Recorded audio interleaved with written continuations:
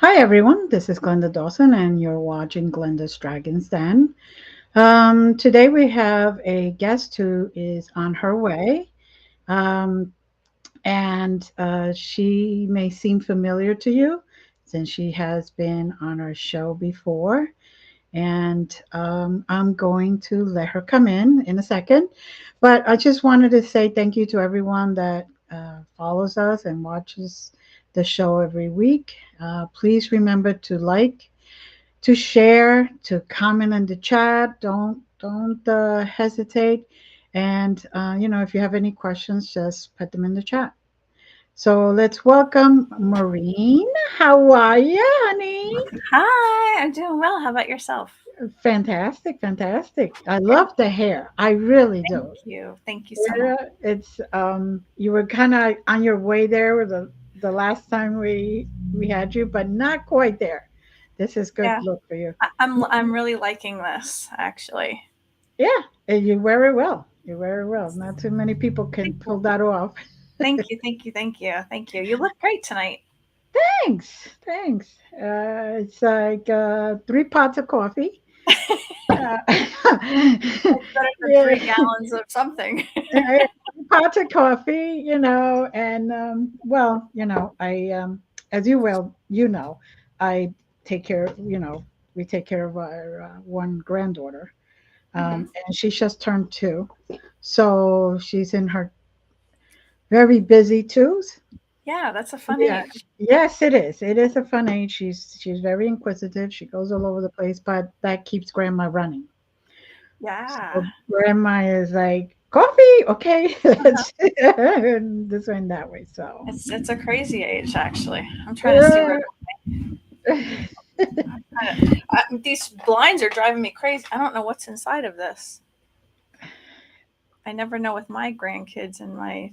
uh, yeah. Oh, this fell. My tree of life fell out of my window. I was wondering. Oh, look at Okay, that. That that's shows better. you how to find it. Yeah, really. So how are you doing, honey? I'm Really? doing well. I'm doing well. How Yeah. about yourself? Good, good. I we got to talk not just a little bit, about yourself and what you do, but I really need to hear more about the Keys trip. Come Oh, on. That is I love it so much. I mean, we've been there several times, obviously. My right. all-time favorite place in the world is Puerto Morelos, Mexico, but this is kind of like a stand-in for it because, you get to be at this natural beach and it's beautiful. You can see your toes through the water and the fish swim around and you kind of like have to shuffle your feet for because the stingrays are there. But um, you get the best of every part of the world there. You have that and Good. it's the quiet and the peacefulness and you don't have a lot of people around you when you're on the beach there. But the nightlife is crazy, crazy, crazy. You can walk down the street and all the bars are hopping, and um, the shopping is fantastic if anybody likes to shop. Mm, mm, Um, good.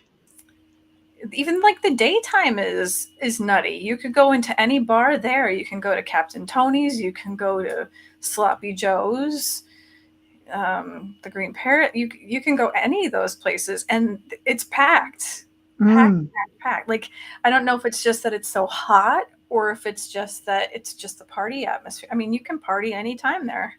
wow. It's a Wow. lot of Okay. fun.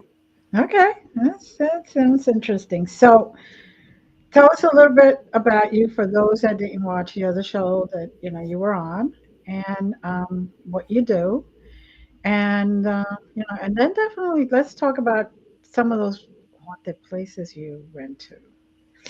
Love this part. Yeah, I like the part about talking about myself because I really hate to talk about. I think that's like one most of of the us. things Yeah, with me too. us. Yeah, it's just Um, you know, I don't even know where to begin. Um, paranormal investigator. There, you started. okay, we'll start with that. So, I am a paranormal investigator. I think Mhm. I've kind of been that person since I'm a little kid. I have always, I've been Snoopy. um, My mom always called me curiouser and curiouser. She got, Okay. she got that from Lewis Carroll's Alice in Wonderland. I've always been who, why, what, where, when, how, and then she leaves me home and I wonder why. Um, I'm very curious. I want to know why. Mm-hmm. Always. Why is the sky blue? Why are people still here when they're supposed to be on the other side? So I just have to know. And Mm-hmm. it's going to bother me until I'm on the other side and I know for myself. So Mm-hmm. um, I started off, I've had abilities since I was born. Right. Since I was a little kid, and I didn't know that. I thought everybody had abilities. I didn't even know that they were abilities. I thought everybody was born this way, like Lady Gaga said. Yeah. But I would talk to whatever was around me, or Mm-hmm. I felt energy. I'm an energy worker and an energy mover.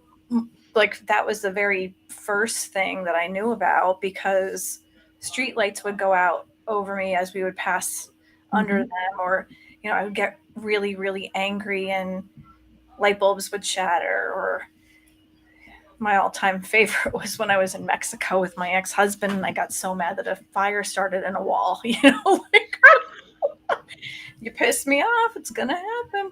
But um I hear you. I hear you.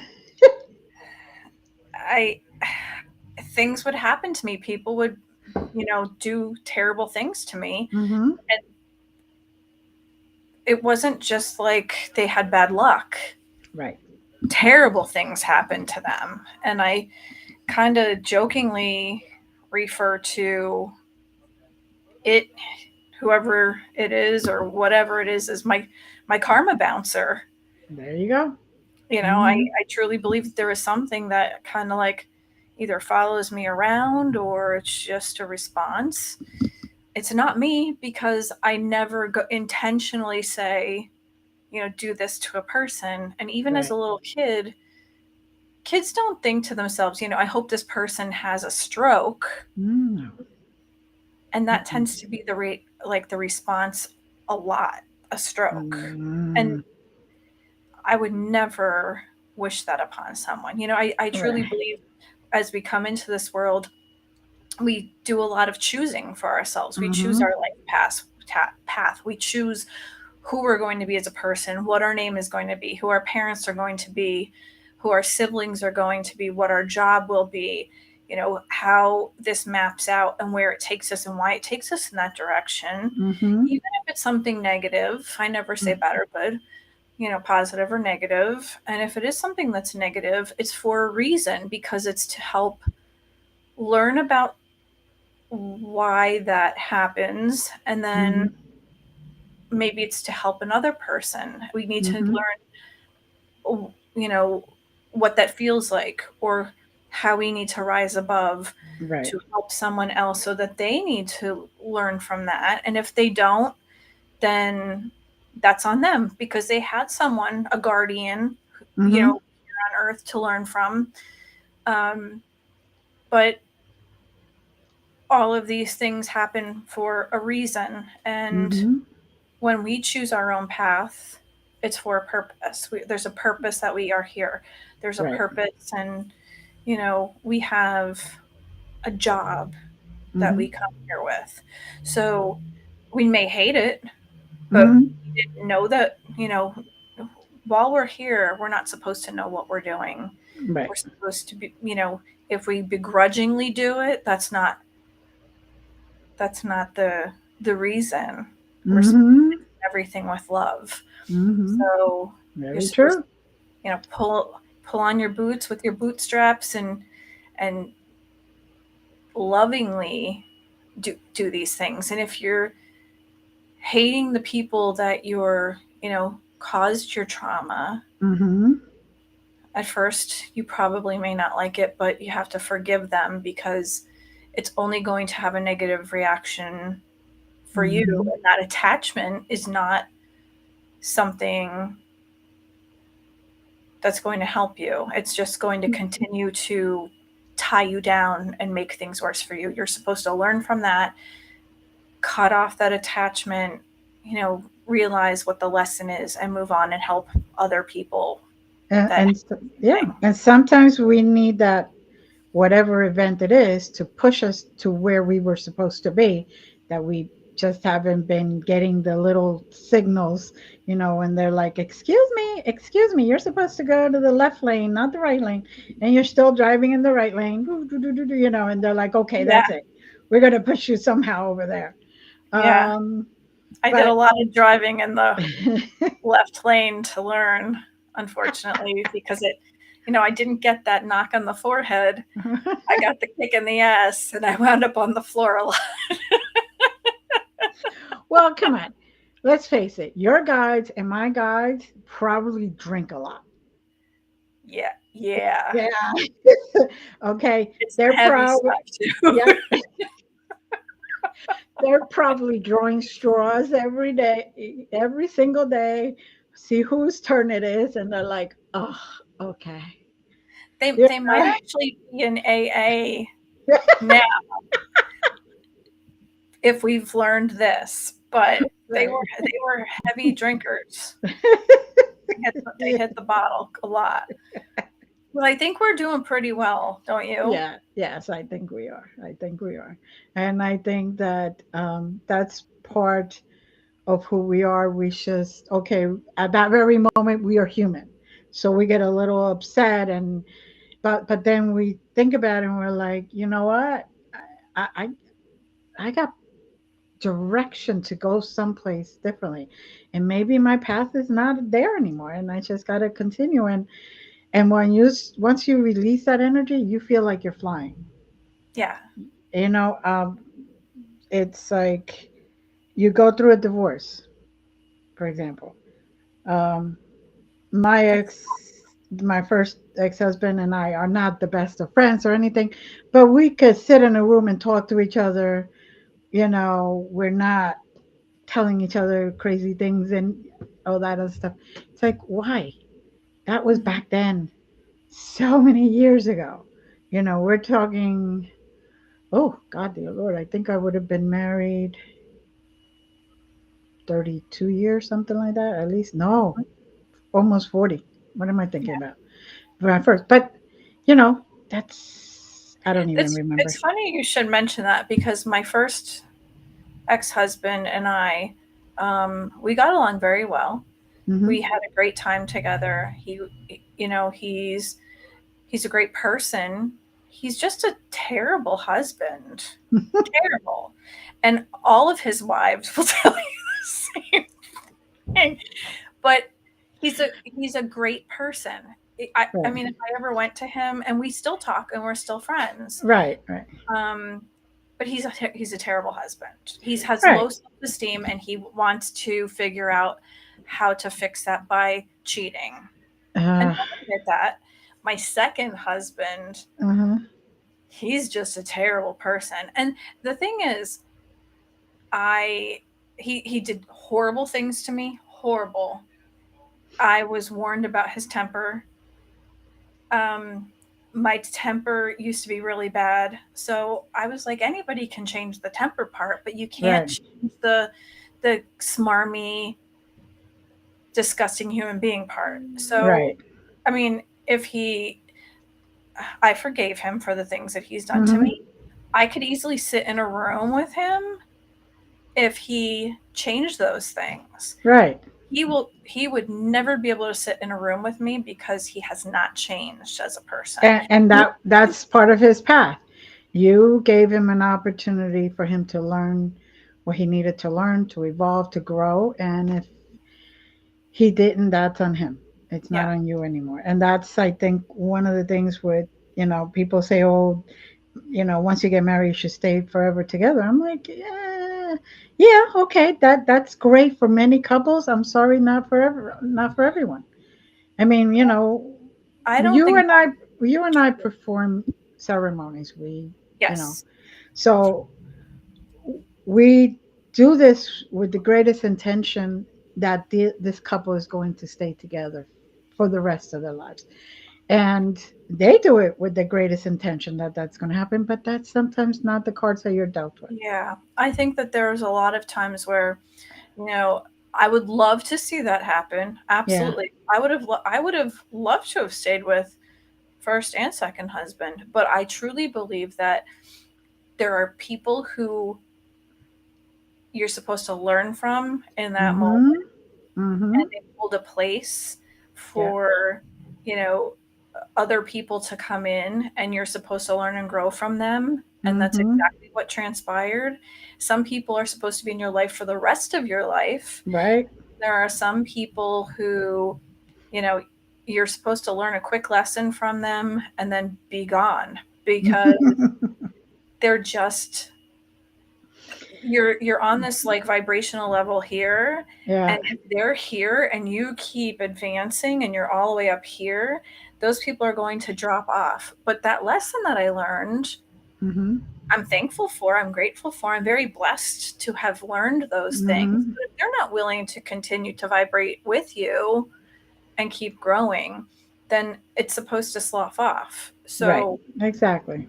you Exactly. can't stay in a relationship or a marriage with somebody if they're abusive, they're Exactly. a gaslighter, they're neglectful, they Mm-hmm. are rude, and they put their hands on you. You can't stay No. with Yeah. No. that, you know. Absolutely. They're not Absolutely. like that with everyone, but No. you know, that's what you're supposed to learn from. And people say, "Oh my God, you're on husband number 3." Yes, and I'm very proud to say I'm with husband number 3 because he's an amazing husband. Right. Number 1, great friend, terrible husband. That was when I was younger. Right. I never thought I'd get married again. The second husband, he seemed like a great person, but I was like this the whole time. Uh. And I thought, you know what? I was really duped into this because everyone kept saying he's stable, he's a great person, he's a great friend, he's a great man, he's a great son, he's a great whatever. He could be great all the way around with those things, but you know what? He wasn't great to me or for me. Right. And that was your lesson to learn how to decipher for yourself. I needed that. Right. Right. Because then, as one of my mentors used to say, you got to kiss a lot of frogs so you know what frogs never to go back to. Mm-hmm. Not to find your prince, but what frogs you do not want. Yeah. Because sometimes all these lessons are not about what you need or want, but what you know you will not accept any longer. Mm-hmm. And that ruined a big, huge portion of my life. And it ruined my relationship with my son. And I missed the birth of my grandson. And it missed I missed a big chunk of my son's life. And Mm-hmm. finally, we did reconnect. And it's probably better than it was. And I Right. get to see my grandson now. But, I used to hate my ex-husband for that. He Mm-hmm. he took away friends. They weren't friends. If they're willing to side with someone who's a, masochist and gaslighter and liar and Mm-hmm. did horrible, I don't even, unspeakable things to me. If that's who they're willing to stand up for and side with, see ya, because Yeah. you weren't friends to begin with. I prefer that they just don't pick sides and just walk away. Walk Mm-hmm. away from everybody, then pick a side because now, but if it's you're my friend since before I met him and you're now, oh, he's a great guy and I was okay, you go and go Yeah. ahead. And that's how it And was. So I learned a lot from that. So anyone mm-hmm. who is watching, don't ever let someone abuse you. Don't ever let someone No. Mm-mm. treat you terribly. Don't ever let someone, you know, try to push you around or, you And know, not make you feel safe or unloved or unworthy. Each right. and every one of us is worthy of love, worthy of feeling safe, even if we're not such great person, not such great people at that moment. Because maybe, they're going through their thing, but everyone should be feeling so that they could speak their truth and not be punished for it, basically, in such a terrible way that leaves you even without breathing. So, right? So, Yeah, I agree. yeah, it's a lesson that a lot of people need to learn. So, so what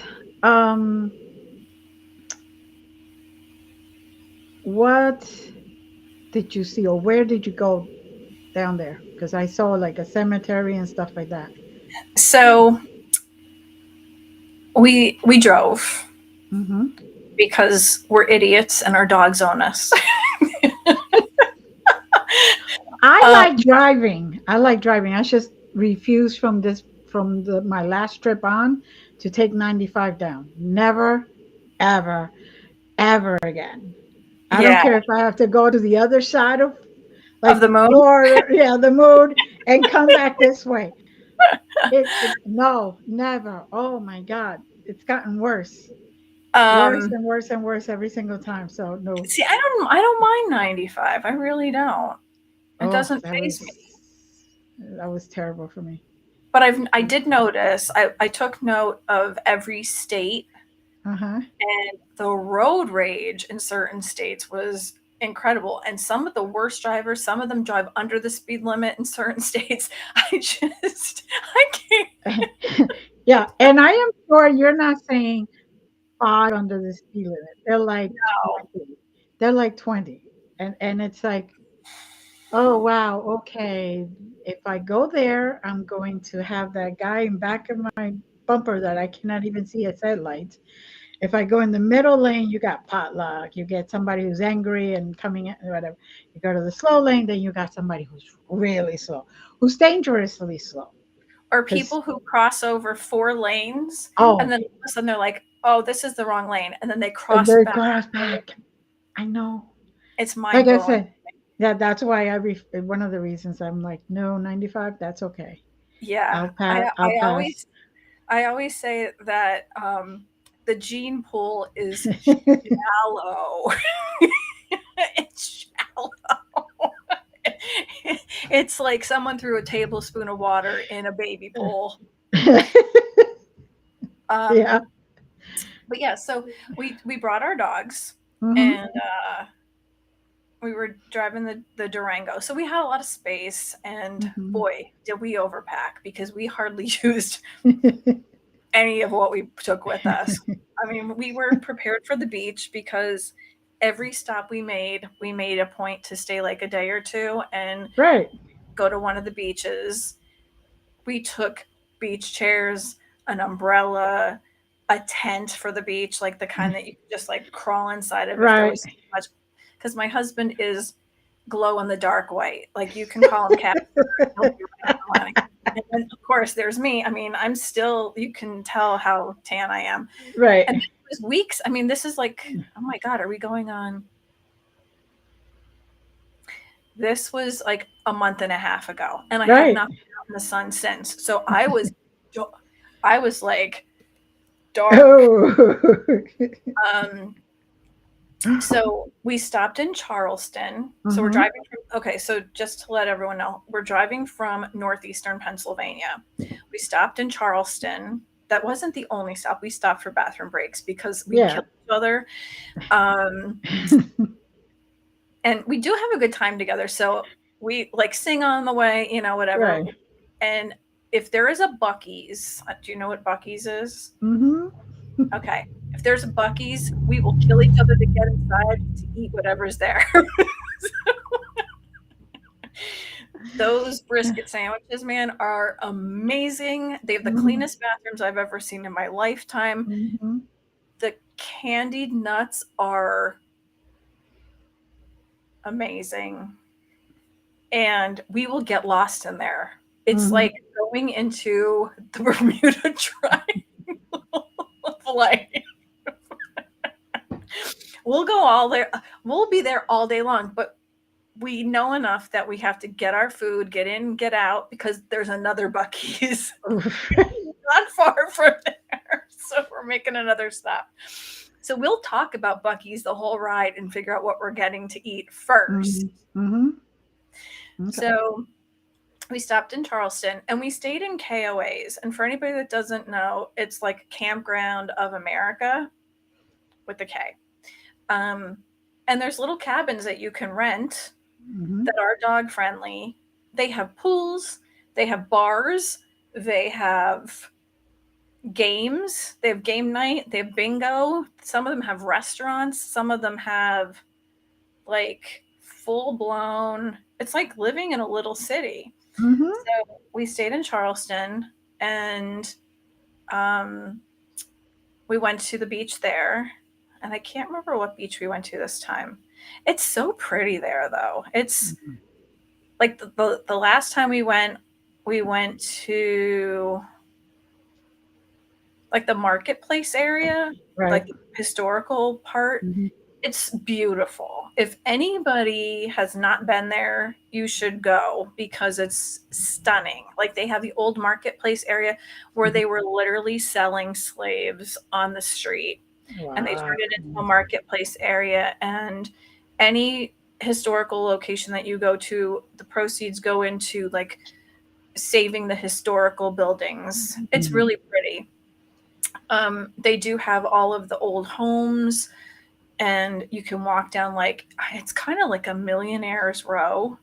The houses are ridiculous. Ridiculous. I don't know how people had that kind of money back then, since our economy sucks now and it's like ridiculous. So then we went from Charleston. I don't think we didn't investigate anything in Charleston. Then we went to St. Augustine. And I had not been prepared for St. Augustine. I love St. Augustine. Not prepared. I know why you were not prepared. Because my next favorite after Puerto Morelos in Mexico was Key West. Right. And when we stopped in this place, my husband said, "You are going to love this place." And I said, "I'm not." Because Key West and Puerto Morelos, they have my heart. Right. I fell in love with this place and didn't want to leave. Oh, I know. It's unbelievable. We planned on a ghost walk. It was silent in this town. Silent. We drove in and we parked our car in a parkade, and we stayed in a KOA there as well, in a cabin. And it was adorable. We get into the parkade, and immediately right there was a cemetery. And I don't know what that one's called. Do you? I don't remember. I really don't remember. And as we're walking, I'm like, why is it so quiet?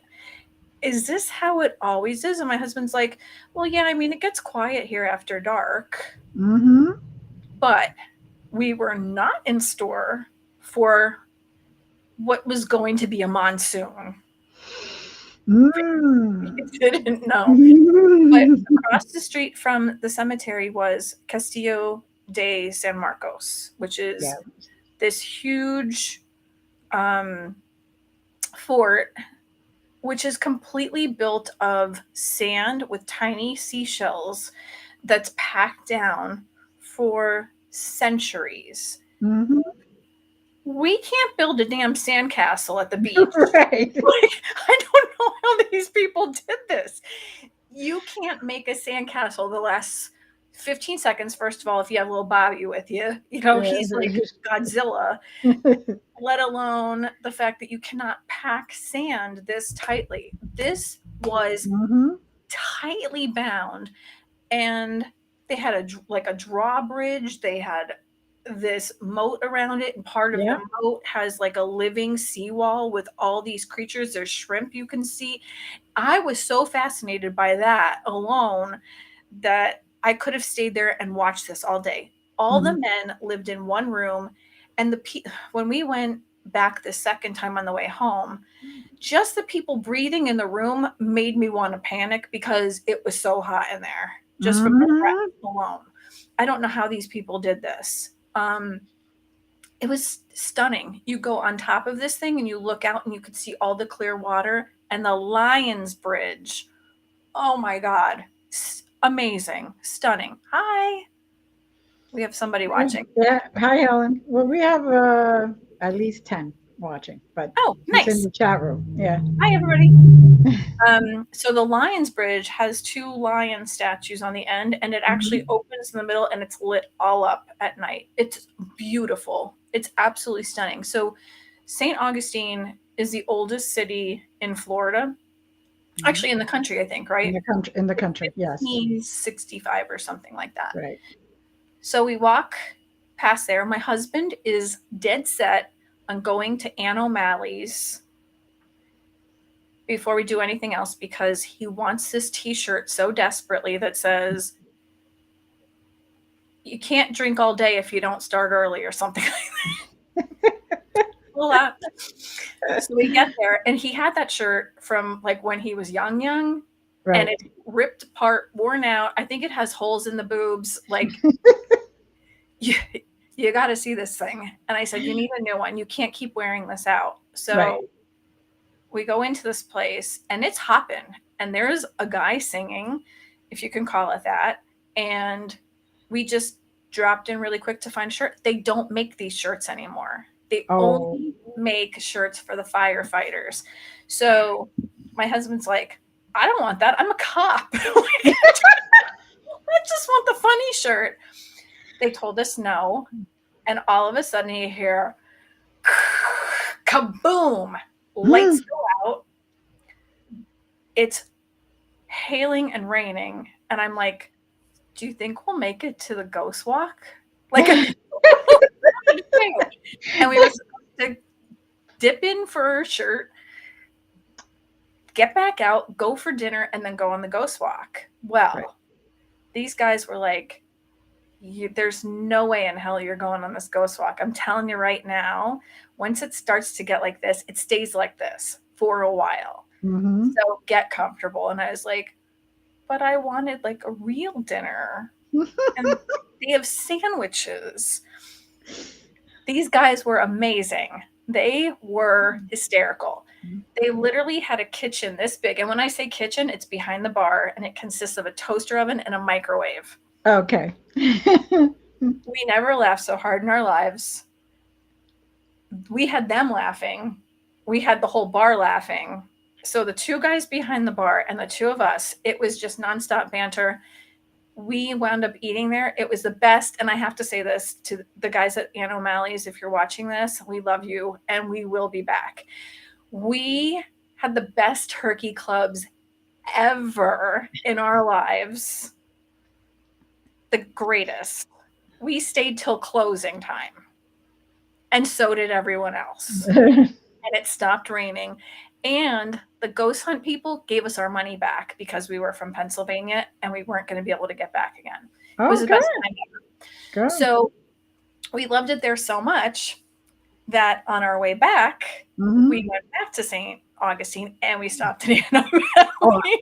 I love St. Augustine. I just love it there. It's amazing. It's, it's just the feel. The architecture, the people are sweet. And I didn't even realize how in depth you can get in this place, because when you walk down the main street, if you turn a corner and you're down an alley, there's like 50 alleys with all of this rich cultural history. And like, we didn't even dip a toe into haunted stuff that time. But and you, because you have gifts, you will know when you're starting to walk on the old cemetery, because all they did was just pave above the graves under it. And I'm like, oh, okay, this is why I feel this way here. All right, can we keep walking? I could feel like I got like a chill up my spine, and I thought after the storm, I was like, was that the storm? Because I can feel when weather changes also. Right. Or was it the feeling of the town? Well, I found out the second time around. So when we get to Key West, we were so busy. We didn't have any time to do anything. So we got there, we were there the first day, and we kind of like did our own thing together. And Mhm. then our kids were supposed to meet us the next day for my birthday. My son bailed on us, and I was so mad at him. It was a kid. He had his kids. So Right. then I was like, okay, I get it. So when our daughter got there, we picked her up at the airport. Immediately, it was like, it's game time. It's all action from here. We went to the beach every single day except for like one. We went to downtown Key West, and we were walking. Like, we did everything you can imagine. Mhm. And then the day that she left, we went downtown to drink. And that's when it all started, because the moment we dropped her off at the airport is when I went to the cemetery. There you go. So we started with that because it was super hot, like Mhm. really, really hot that day. I think you could even see my eyeballs sweating in that video. So on my video, Mhm. I'm talking really quietly, and I don't know what happened. It was really weird because my video was fine, but when I replay it, there's a man talking over it. Did you notice that? Mhm. That's why I That wanted to talk about that stuff. was not there before. So there's a guy that talks over me for like probably, I don't know, like it's a good while, maybe Mhm. 7 seconds or something like that, or 10 seconds. I would say It was more like not 10, but yeah. there. It was a while. Yeah. So this cemetery um, was not originally there. Mhm. All these people that passed away were buried in another location, but this wicked storm came and washed everybody out of their graves. So they had to open a cemetery strictly for this purpose. So this Mhm. cemetery opens. Now, when I say that there are a lot of people buried there, it's like hundreds of thousands of people. So Mhm. the ratio of the dead to living is 4-1. Mhm. When I just got the chills thinking about it. Yeah. When I did my research on this, Mhm. because I do it after the fact for the Right. most part, but while I was there, I had to, figure it out, because it's like you're walking and walking and walking and walking, and I'm yelling to my husband, "How many freaking people are here?" Like, it was just so many people, and it was so hot, and like you'll get a tree and then there's nothing. Then you get a Right. tree. When I say that these graves were weird, they were weird. Like, some of them were in poetic pentameter. Some of Mhm. them had pictures of things. Some of them were decorated very ornately. Some had beads hanging on them. Some of them had candles just lit, and Mhm. it was like fizzling out. There were animals laying on them. And when I say animals, I mean cats, chameleons, like big, huge lizards. There were Mhm. mourning doves sitting on them. Anything you could think of, animals. Mhm. And it was quiet. You could hear a pin drop. It was the weirdest feeling. I kept getting the chills. I kept feeling weird things. I felt watched. There was a guy all the way at the other end, literally laying on top of this long marble slab, Measuring to see if you fit there. talking into the grave. I'm not kidding you. Well, So it must have been someone important to him. right. Right. And he was weeping. And when I turned to look, he didn't even seem embarrassed. He turned and looked and just kind of went and just curled up into a knapsack that he had and just kept talking quietly, very quietly. We weren't bothering him. He didn't bother us. That's it. It seemed normal, very normal. There were baked goods on some. It was very strange. So I mean, but it felt peaceful. It didn't seem like when I have some spirit around me, my Right. heart starts to pound, Mm-hmm. which I had the whole time. Mm-hmm. But it wasn't that with the feeling of wanting to throw up and having something in my throat. So there wasn't Right. anything negative there. It felt like home.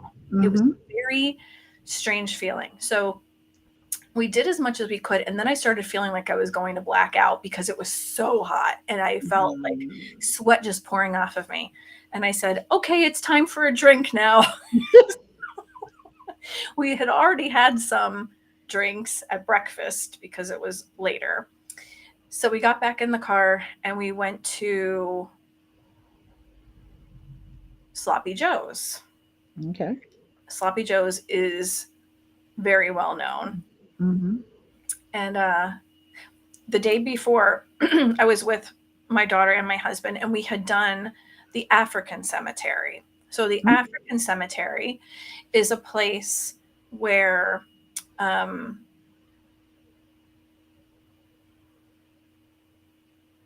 African slaves were kept in a ship. Mm-hmm. And I don't think people realize this. They were on their way to Cuba Mm-hmm. to be sold. Mm-hmm. But our naval officers stopped this from happening. However, they were kept in such poor conditions, either no food, the food was filled with maggots, Mm-hmm. flies, it wasn't cooked, and they were just trying to eat whatever they could. Right. Feces, urine, people were already dead. They were packed so close together. And then there was a storm. So they were throwing bodies overboard, whatever Mm-hmm. going on. So when the naval officers found them, they pulled them out and brought them to shore. The dead were buried at this location, and I think it was, and I don't remember the numbers offhand, but I think it was something like 800 something. It was either 800 something or 1200 something. I might have my numbers backwards, but they then found another 1200, I think it was, when they were doing work with equipment, like present day. And they buried all of these people, and it's the most beautiful thing you'll ever see. They have like the continent of Africa painted, and they have a compass, and they have, different languages written. But it was so disgusting to read about this and how this all came about. But I was just so, I don't even know the word for it. Heartbroken over the fact that it was more women and children than anything. And all of these bodies were just left behind here because they didn't know what else to do with them. They didn't know who they belonged to. They didn't know, where they came from. And it was their own people selling them. Yep. And a lot of the times they were unwed women that, Selling them. Yeah. So, and that unwed women, that unwed mothers, they're good for having kids and doing all the dirty work and cooking and all that other stuff. Yeah. And that's what it was. So, sounds phenomenal. I really love St. Augustine. I could really spend so much time there. And every single time I say, okay, then I go back and I see something else new because how did I miss that? Wait a second, what happened? It's easy. Like I said, you turn down one route. It's like you turn down a street and there's like 50 little alleys off of it. And then each one of them have little shops and Yes. little things and little restaurants. Yeah. So when we were on our little day together, we went to Captain Tony's, and Captain Tony's is known for a hanging tree. It's right in the center of it. And it's known that there's this woman, she was in a blue bathrobe, and she killed her husband and her children and chopped them into tiny pieces and ate them. So that's what that's known for. And then we didn't realize it, but we had been gone like all day long at this point. Right. And we made our way to Scarlet. It was called Scarlet O'Hara's, interestingly enough, but it's no longer called that. It's now called Scarlet Rogues because they changed owners. Right. So the first floor, I didn't put this video up yet. The first floor was built by this man. His name was Cooley, I think, George Cooley or Cooney, and he built the first floor for his soon-to-be wife. So, supposedly, how the story goes is that George found out that she was cheating on him, and she left to marry someone who was in the army, and he was so distraught that he kind of turned into a hermit. He met someone else after she married him, but the other woman was sending this man from her actual husband, was sending him to go to check on George a lot because she was worried about him because he was, not keeping up with himself. So George finally married another woman and he built the second floor. So while this other woman was doing, charity work or whatever, she was out, the army guy supposedly went into the house and choked George and drowned him in the bathtub. So we're at this place and I'm talking to the bartender, Jolene. Hi, Jolene, if you're watching. And we made friends with lots of people while we were there. That's the way to go. That's the way to go. Right? So while we're there, I'm trying to fit as much in as I can. While we're talking to Jolene, she said, this place is haunted. And she said, are you? And I said, yes, I am. And I gave her one of my cards. And she said, come on in with me. So she took me into the bar. Now the bar is closed because they're renovating and it's absolutely stunning inside. I can't wait to see what it's like when it's finished. She took me upstairs and I see the bathtub. And I immediately start to have my heart race and I'm starting to feel like I have water in my nose and in my lungs. And I said, I'm feeling like my lungs are filling with fluid. Now, she didn't tell me the whole story at this point. She told me just about him and the woman leaving him or whatever. And I said, I feel like I'm inhaling water. I feel like this is something lung and heart related. And she turns and she looks at me and she said, what? And I said, I feel like it's lung and heart related. And I said, my heart is pounding so hard, it feels like it's going to burst. But I also feel like it's a dry drown feeling, like I'm inhaling water. And she goes, the reason why the bathtub is still here is because this is where he died. And I said, I feel like someone has one hand here and the other hand here and they're pushing down. And she goes, was it her? And I said, no. And I said, and it wasn't him either. And she said, I was just going to ask you that. And I said, it was another man and it was over a business deal that went wrong. And she goes, that wasn't even in anyone's mind. And I said, well, somebody better start researching because that's what happened. So we all go back downstairs again.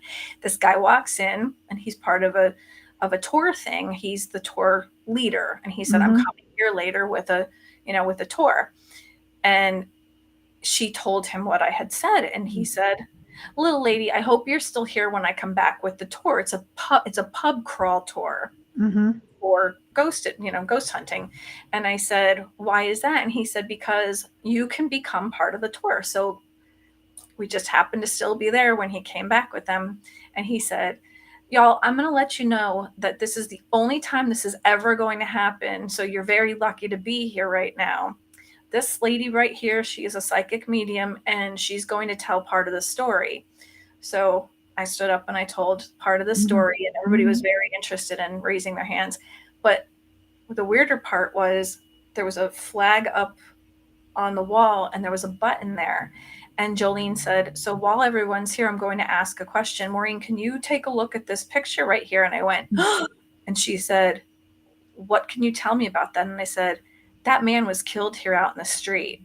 And she went like this, and she said, we're still looking for answers. That young man was here with his friends. We don't know what happened, but he went out into the street and he was shot there. So there's all this stuff that happened. Yeah. And it was within like such a short amount of time that we were all there. Just really crazy stuff. It is very wild. It is a very wild town, that's for sure. A lot of history and a lot behind the scenes. So yeah, even now. Mm-hmm. So let's gear off a little bit. Okay. What is exciting news you got for us? Oh, so my business partner, Alfie MacArthur, and I, we're always getting into projects together. And one day he called and he said, I need a female voice. And I said, for what? And he said, I wrote an album. And I didn't believe him at first.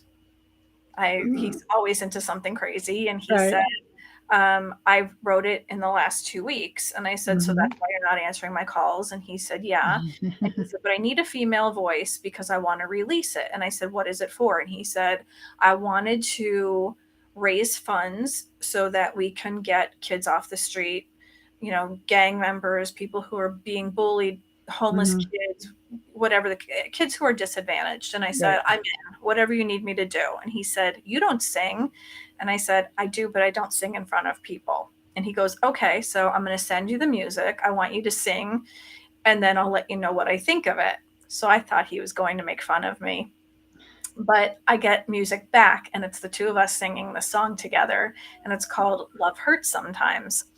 So he called me and he said, I can't believe you know how to sing. This is unreal. And he said, I want you to do a couple more songs. So we released this album. It's called The Real Street Diary. And I think it's 4 songs that I do. Some are with him, some are with just by myself. Right. And I think it's a total of 17 songs, but he wrote all of them himself, and they're beautiful. Some are a little country, some are a little rock and roll, some of them are a little club music, some are love songs, but they're all about what people go through in life. And we're raising money by having people click on them on Spotify or Apple or iTunes or whatever. And every click raises some money, but every time someone purchases an album, that money goes towards what we're going to be doing. And it's going to go into a TV show with these kids who are going to run a restaurant. So they can, first it's going to be to discipline them, of course, because we can't have, you know, different gangs on the same show. Right. It's not going to work, but no. We're going to discipline them military style. He's ex-military. He's an ex-pro boxer in Scotland, and he's done horror movies with Josh Myers. So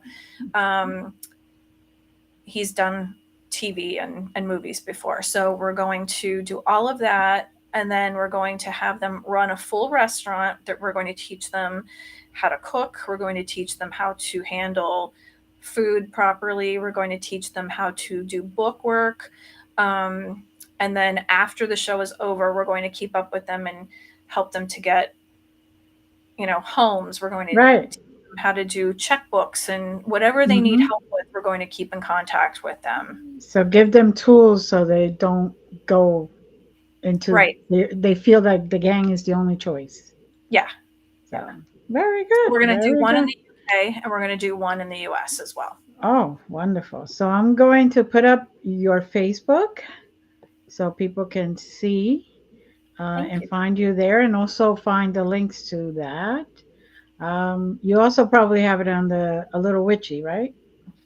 I believe it's up on A Lil Witchy, and I think it's also on Dimensions of the Supernatural, which is my podcast. Right. And again, it's on all of the different streaming platforms for music everywhere under The Real Street Diary. And I think it might be under Alfred MacArthur, which is MacArthur, not Alfie. Okay. You're making sure. No, Yeah. but it is a wonderful thing. So this is, Thank you. people to donate and get some music, but it's a great cause. It's a great cause. So just out of the blue, it's Just out of the wonderful blue. when it's wonderful how things like that happen, right? Yeah. I mean, I And don't want to have to sing in front of anybody, but I guess I'll do it for the kids. I don't know. Maybe we won't have to sing in front of people, but I'm well, glad to do it. yeah, you know, by that time you would have sang the song so many times that you could just close your eyes and make believe you're in your own room. Hopefully. Not He called me one night and said, "Sister, what what are you doing in September? Are you doing I hate doing the Scottish accent. I really like I'm not good at it, but usually I can make fun of him pretty well.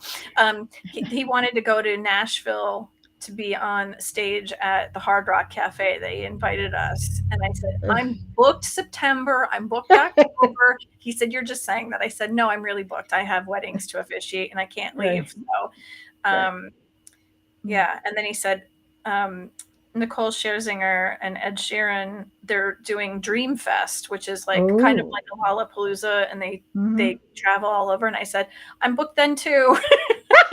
Whenever it is, I'm not sure what day it is, but I am I'm, sure I'm that I I'm am booked busy. every time they have one. And he said, well, it's all over the place. There's one in like Sweden, Paris. I go, I'm not really good with flying, and I can't leave the country because I need my gallbladder out. And he goes, well, then you better schedule it for. And I said, and I lose my voice at high altitude. I was trying everything to get out of it. Oh my goodness. Oh my goodness. Oh, well, we are almost out of time. Wow, this went This went fast. Huh? so fast. Yes, we have like 2 minutes. So is there anything else that you want to say to the audiences? Um, please support the kids. Mm-hmm. Listen to our music. If you like it, please let us know. I hope you do, because he's getting ready to do another album if you don't. I don't know. Watch Dimensions of the Supernatural. It's on. I'll put your YouTube channel up here so people can I go. just started that YouTube Mm-hmm. page, so if you see that no one's watching, that's why. You can see it on Facebook. Yeah, yeah. You can find it on Facebook, and we got your Facebook thing too, so it could they could find you there. So Yeah, friend me on Facebook. I don't bite much. much. All right, hand. Well, I want to thank you. Just Thank please hold you. on. I want to say thank you to the audience, and as always, many blessings. And we love you. Bye.